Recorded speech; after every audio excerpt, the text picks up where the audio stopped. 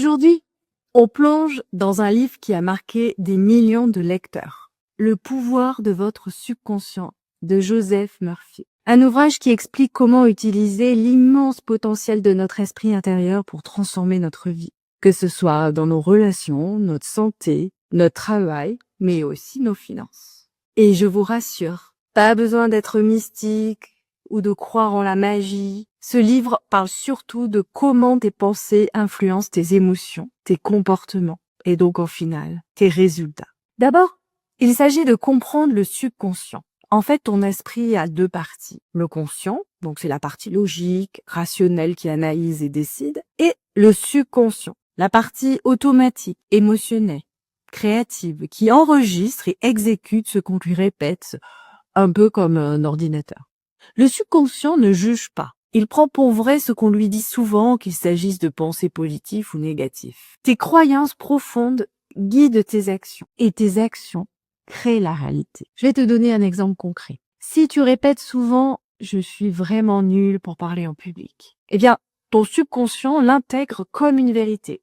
Résultat, chaque fois que tu dois t'exprimer, tu ressens de la panique, tes mains tremblent, et ça confirme que tu n'es pas à l'aise quand tu parles en public. À l'inverse, si tu t'entraînes à te dire et à te visualiser confiant quand tu parles, ton corps et tes émotions vont finir par suivre. Petit conseil pratique, commence à observer ton dialogue intérieur.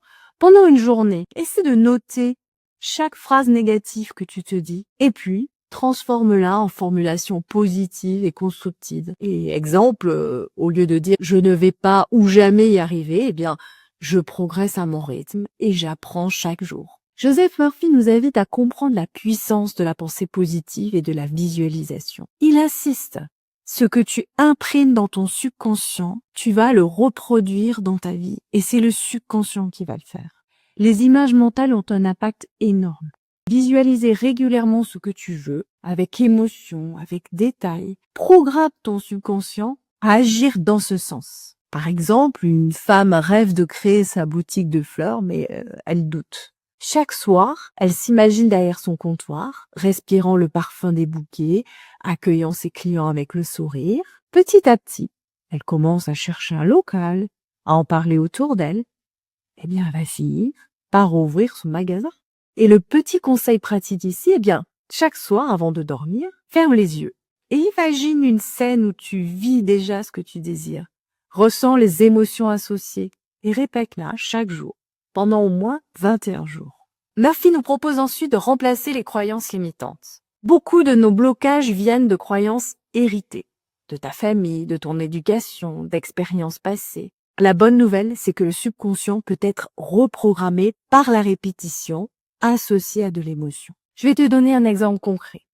Tu as toujours entendu que l'argent est difficile à gagner par ta famille, tes parents. Résultat, inconsciemment, tu refuses ou tu rates des opportunités par peur de l'échec. En remplaçant cette croyance par « l'argent est une ressource qui circule facilement dans ma vie quand je rends service aux autres », tu changes ton rapport à l'abondance. Conseil pratique, essaie d'identifier, écris là, une croyance qui te limite en ce moment. Puis, formule son opposé positif et répète-la chaque jour à voix haute, en y croyant de plus en plus.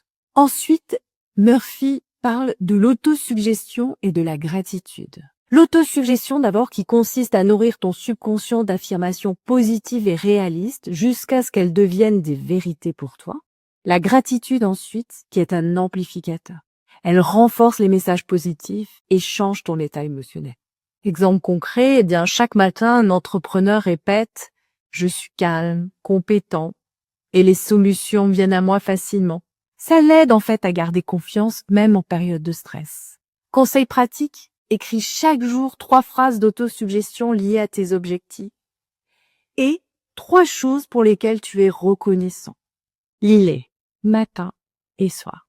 Puis, Joseph Murphy nous invite à lâcher prise et à faire confiance. Il insiste, programme ton subconscient, puis laisse-le travailler. En fait, vouloir tout contrôler crée du stress et va bloquer le processus. Donc, le lâcher prise, ce n'est pas abandonner. C'est juste avoir confiance que les solutions vont émerger.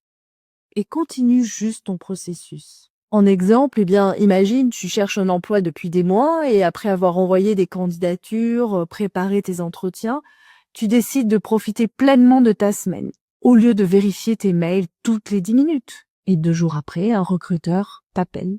Conseil pratique, après avoir défini clairement ton objectif et nourri ton subconscient d'images positives, occupe-toi d'activités qui te font du bien. Laisse l'espace pour que les opportunités se présentent. En conclusion, le message central du livre est simple, mais puissant. Ce que tu imprimes dans ton subconscient, tu l'exprimes dans ta vie. Ton esprit est ton plus grand allié ou ton plus grand frein, au contraire. Apprends à lui parler, à le nourrir de ce que tu veux vraiment. Et il ouvrira les portes que tu pensais fermées.